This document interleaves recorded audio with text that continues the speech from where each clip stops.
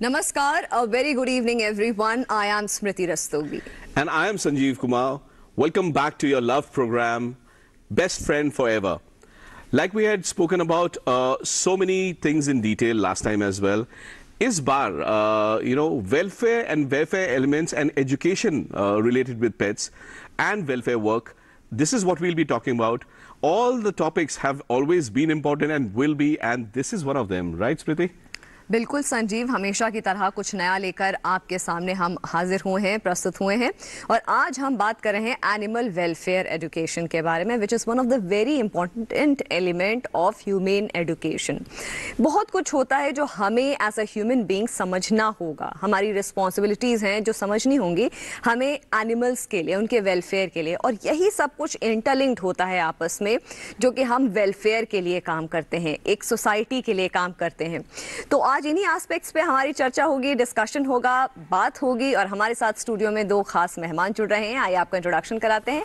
सबसे पहले वंदना अंचालिया के बारे में थोड़ा सा डिस्कशन हम कर लेते हैं कि she is Kanan animal welfare से ये बिलोंग करती हैं और एक बहुत इंपॉर्टेंट एस्पेक्ट जो इनके करियर का है कि ये ग्लोबल गुडविल एम्बेसडर हैं। आपका बहुत बहुत स्वागत है। Thank you so much. और हमारे साथ है वसंती कुमार जी इज अ को founder straw India human education advocate. आपका भी बहुत बहुत स्वागत है। Thank you. और हमेशा की तरह एक बहुत ही इंटरेस्टिंग जो पार्ट होता है कि हम न केवल एनिमल्स के बारे में बात करते हैं बल्कि उनको हम यहाँ पर लेकर के भी आते हैं। संजीव, आज भी हमारे साथ ऐसे ही एक कंपेनियन है, उनको हम स्टेज पर बुला लेते हैं। बिल्कुल। आई थिंक टिंडा नाम आपने बताया था, तो टिंडा को हम स्टेज पे बुला लेते हैं। बहुत ही interesting and funny name but very interesting. ये नाम किसे पड़ा? जो इनकी रेस्क्यूअर थी, जब उन्होंने हमें beautiful girl over there. Yes, she is indeed very beautiful. In fact इसकी डॉटर भी हमारे पास है। उसका नाम है Tamatar. So they are like Tinda and Tamatar. तो हमने बहुत कोशिश किया इसको लीला नाम चेंज करने का, but she never listen to Leena, तो we had to keep it to Tinda and we think that suits her because she is very cute.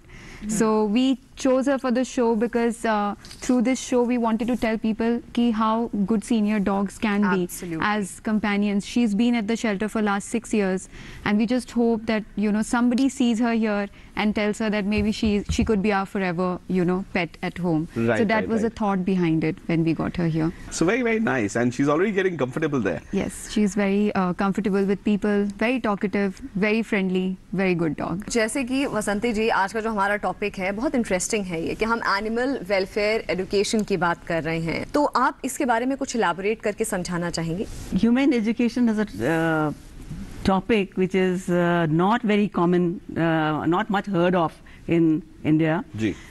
Though it is much more familiar in the other countries.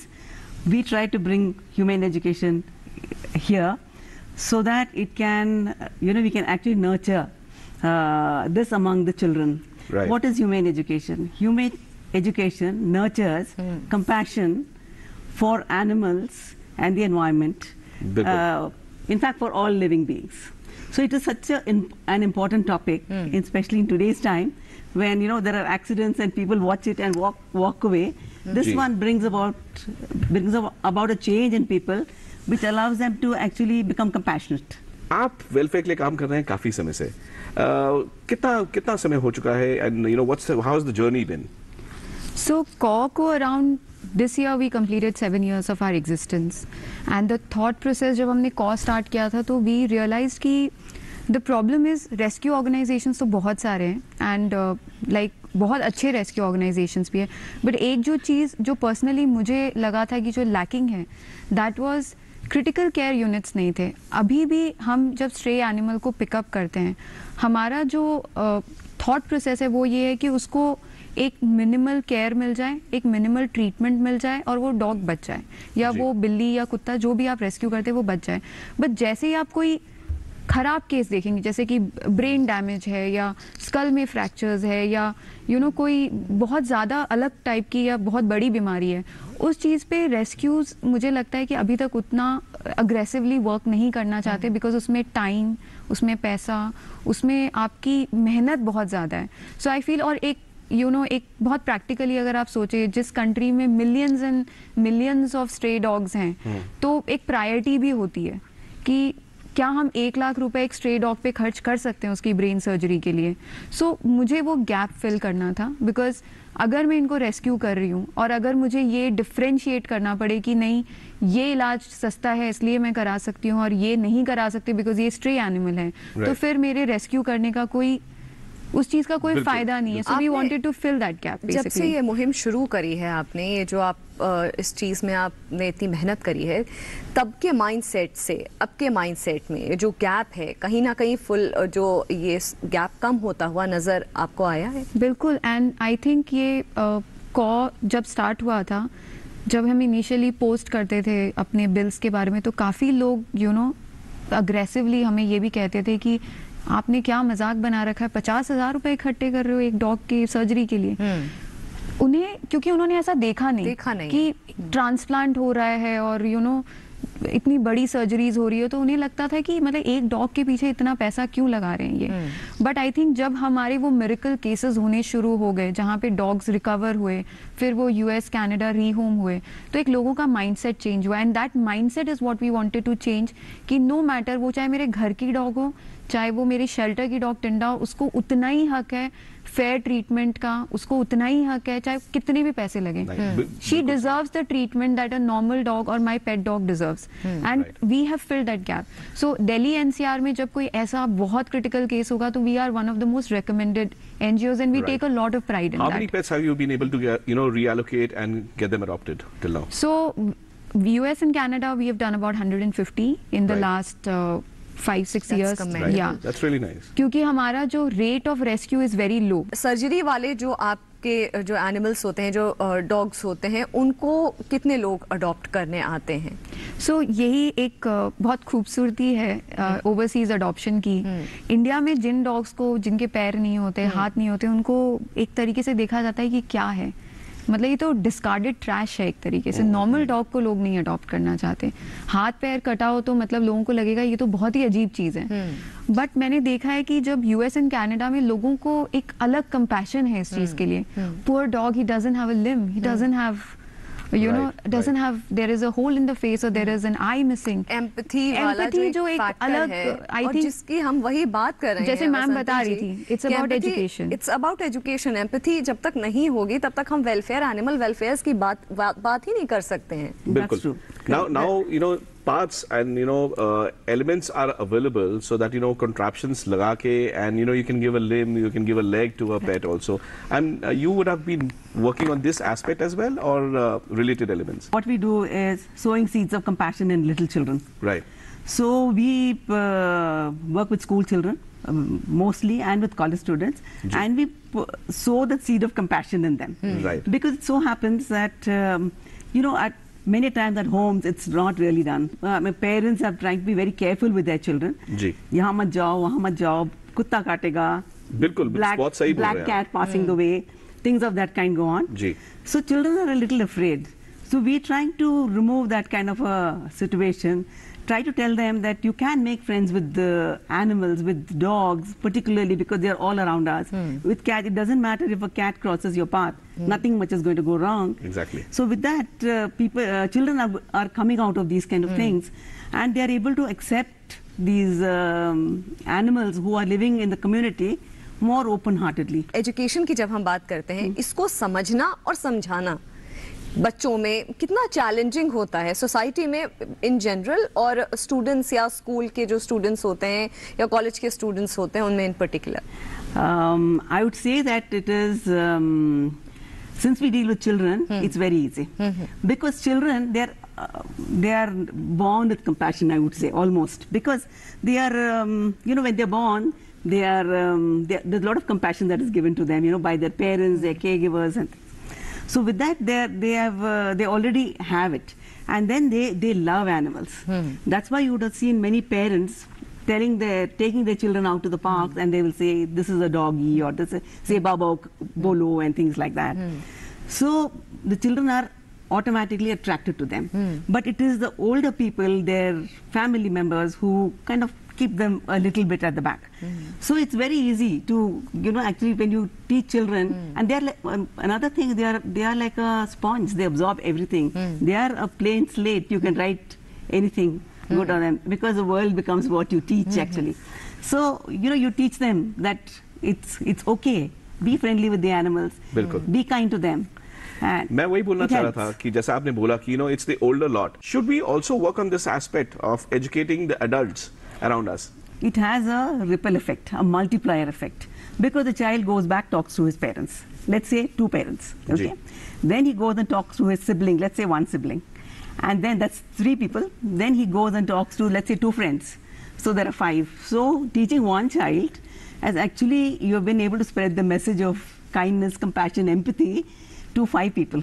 So when you teach a classroom of about 50 kids, you have actually touched upon the hearts of about 300 kids. एक वक्त आ गया है कि एक बहुत interesting जो हमारा segment होता है, उसमें हम आज जो चीज़ कवर कर रहे हैं, जो आज आपके सामने लेकर के आ रहे हैं, वसंती जी का स्ट्रॉ फाउंडेशन बहुत सराहनीय काम कर रहा है एनिमल जो वेलफेयर एजुकेशन को लेकर के। तो एक छोटा सा, एक बहुत इंटरेस्टिंग, बहुत ही लाइवली पैकेज हमारी टीम ने क्रिएट किया है। आइए नजर डालते हैं।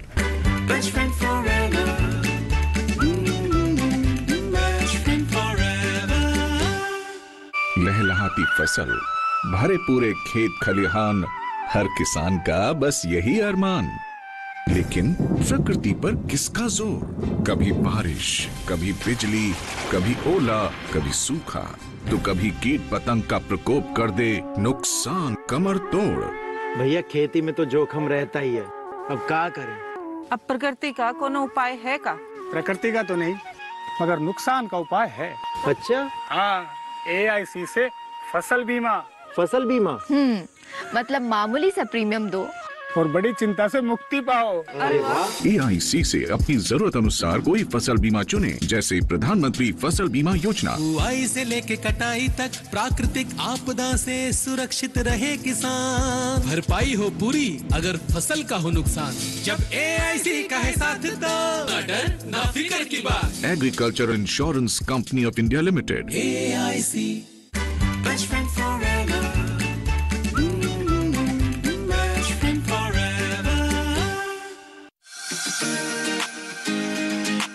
एजुकेशन एक बहुत ही ज़्यादा पावरफुल टूल होता है, टीचर्स के हाथ में भी, बच्चों के हाथ में भी और पेरेंट्स के हाथ में भी।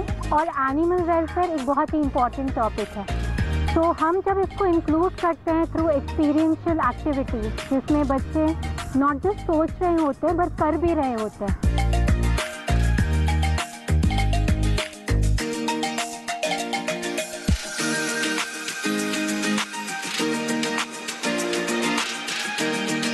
Education is not just about the head, learning facts. Education is about head, heart और hand. तभी the child becomes compassionate.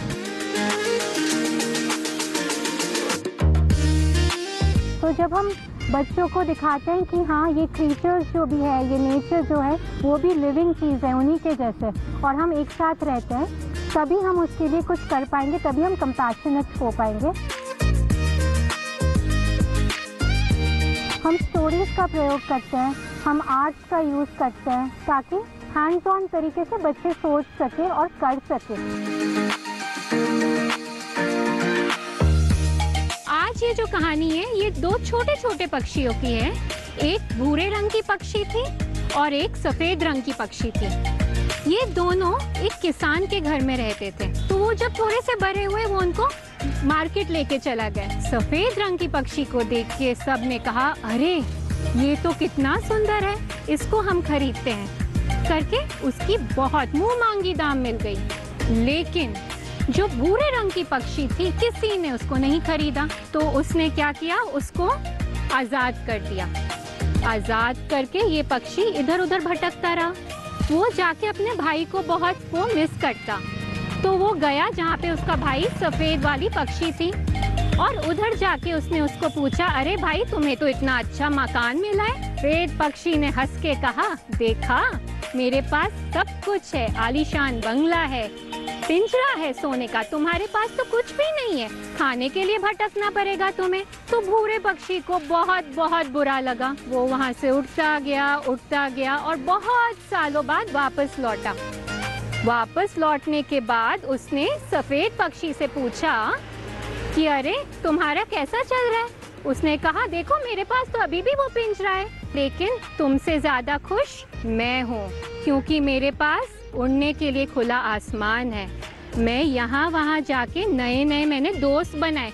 जब हम स्टोरीज उनको सुनाते हैं, हम ऑल्सो एक पॉजिटिव टोन रखते हैं ताकि बच्चे एक प्रॉब्लम सॉल्विंग अप्रोच रख सके। तो आप मुझे बताओ, आपने इस कहानी से क्या सीखा? चिड़ियों का पंख इसीलिए तो मिलता है कि हम उड़ सकें, खुली आसमान में कहीं भी जा सकें, और पिंजरे में रहने से तो हम मतलब कुछ भी नहीं देख पाते हैं, जैसे किसी का वो गुलाम बन जाता है, ऐसा हो जाता है। एनिमल क्रूएल्टी को उनको अवेयर कराने बहुत ज़रूरी चीज़ है, जो हम उनको स्टोरीज के माध्यम से कराते हैं। पिंजरे में अपना घोंसला बना सकती हैं क्या पक्षियाँ?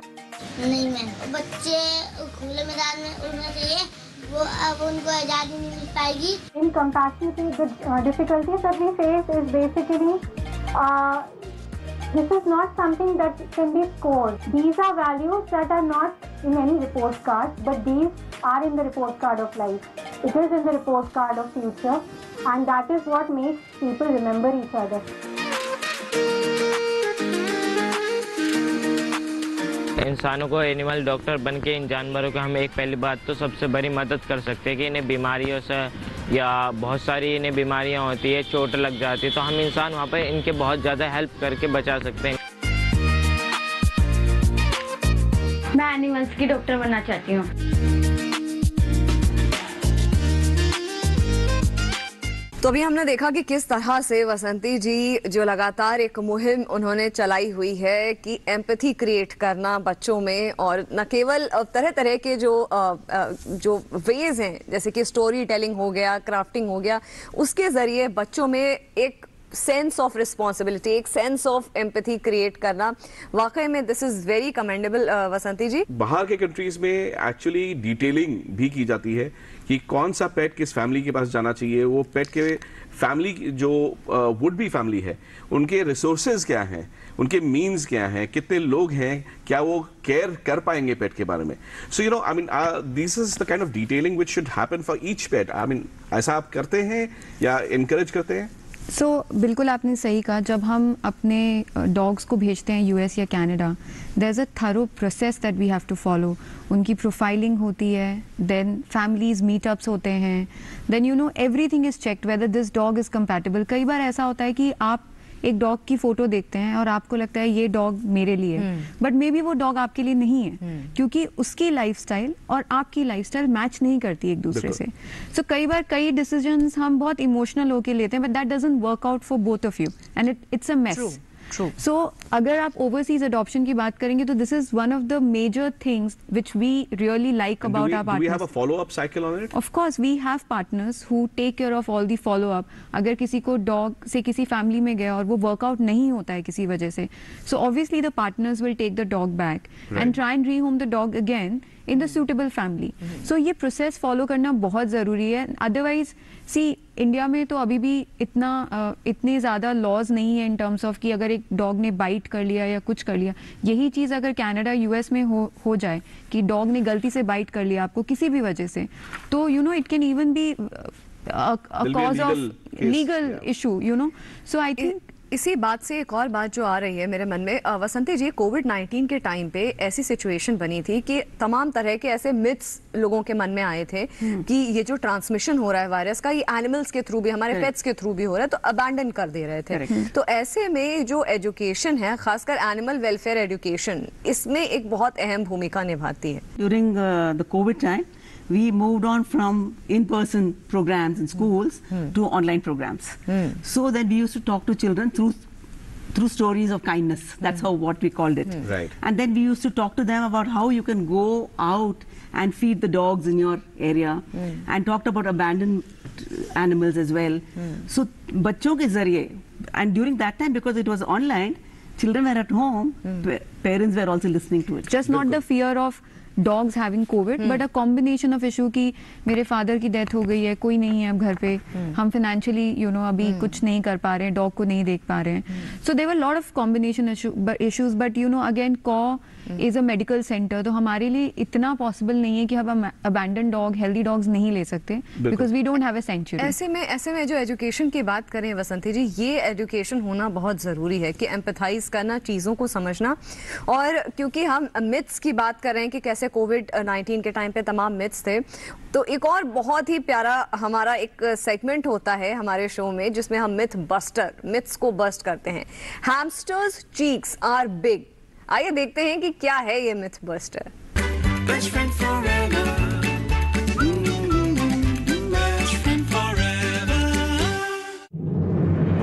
मन की बात है जन जन की, संघर्षों के कुछ किस्से, कहानी कुछ सफलताओं की, अनकही विरासत की, उम्मीदें नए भारत की. महीने के आखिरी रविवार का रहता है इंतजार. मलयाचल के आंचल से विंध्याचल के आंगन तक, ब्रह्मपुत्र के घाट से हिमालय के विस्तार तक होती है मन की बात प्रधानमंत्री के साथ. तो सुनिए इस महीने 28 अगस्त सुबह 11 बजे मन की बात, आकाशवाणी और दूरदर्शन के सभी चैनलों पर. मन की बात के प्रादेशिक भाषाओं में अनुवाद का पुनः प्रसारण आप सुन सकते हैं रात 8 बजे आकाशवाणी और दूरदर्शन के सभी प्रादेशिक चैनलों पर. तो सुनिए इस महीने 28 अगस्त सुबह 11 बजे मन की बात.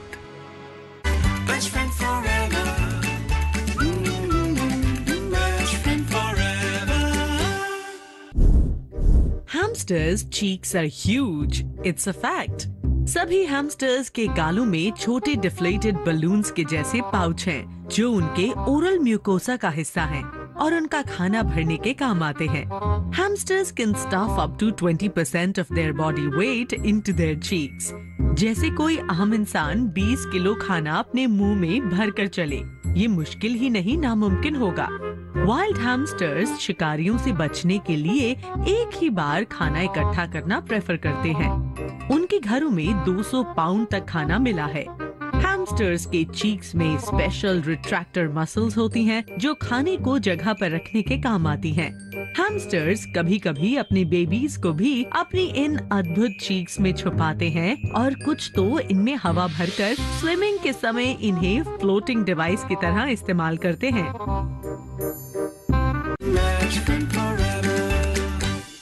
जैसा आपने देखा कि मिथ्स एंड फैक्ट्स के बारे में हम हमेशा बात करते आए हैं. एंड जैसा अभी आप स्मृति जैसा बता रहे थे कि कोविड के समय, एंड कोविड अभी भी प्रिवेल कर रहा है, तो मैं सारे दर्शकों को ये जानकारी देना चाहूंगा कि कोरोना कोविड का पेट्स एनिमल से कोई लेना देना नहीं है. कभी भी आप इस बात को लेकर डरिए मत कि वो कभी स्प्रेड करे.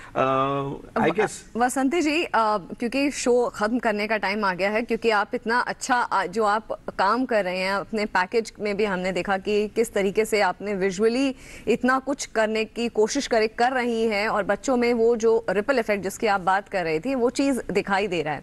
क्या क्लोजिंग रिमार्क्स आएंगे एनिमल वेलफेयर एजुकेशन के? आप क्या कहना चाहेंगे हमारे दर्शकों से?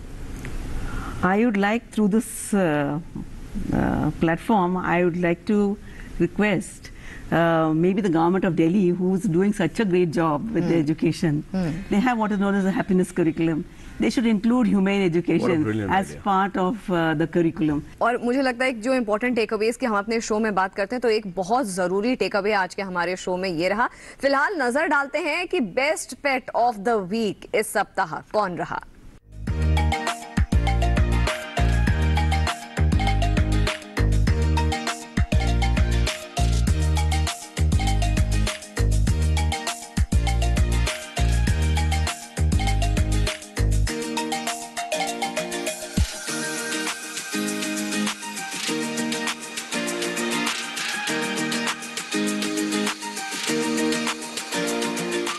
तो जैसे कि हम हमेशा कहते रहते हैं कि अपने पेट्स की फनी पिक्चर्स, फनी वीडियोस आप हमारे साथ भेजिए, हमारे साथ शेयर करिए। ऐसे ही हमारी कोशिश, हमारा प्रयास रहेगा कि आपके पेट्स को हम फेमस बनाएं best pet of the week के जरिए।